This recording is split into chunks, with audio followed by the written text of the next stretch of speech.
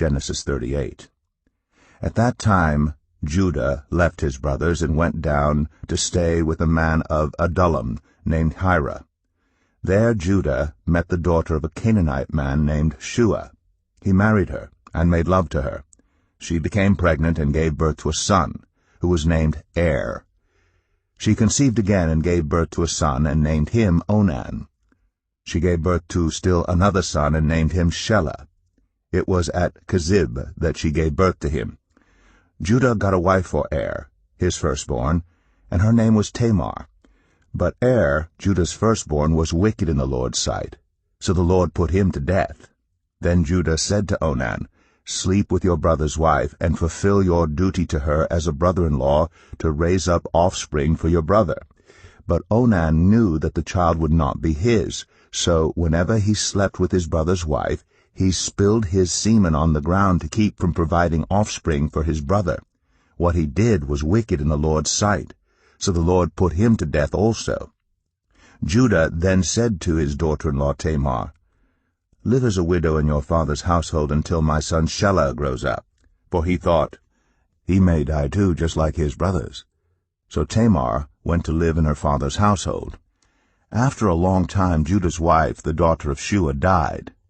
When Judah had recovered from his grief, he went up to Timnah, to the men who were shearing his sheep, and his friend Hira the Adullamite went with him.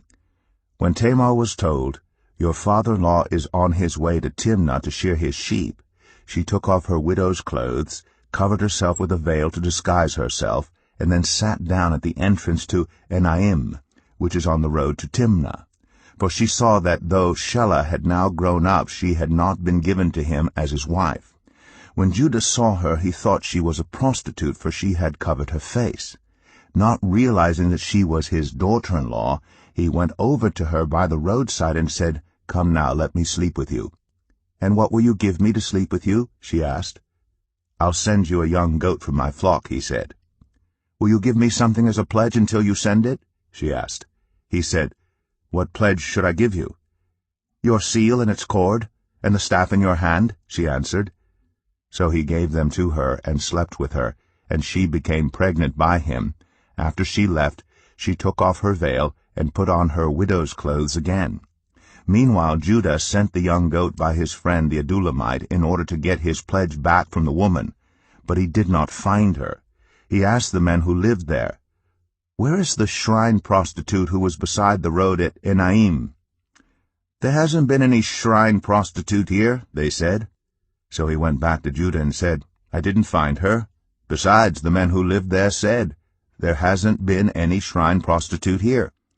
Then Judah said, "Let her keep what she has, or we will become a laughingstock. After all, I did send her this young goat, but you didn't find her." About 3 months later, Judah was told, "Your daughter-in-law Tamar is guilty of prostitution, and as a result she is now pregnant." Judah said, "Bring her out and have her burned to death." As she was being brought out, she sent a message to her father-in-law.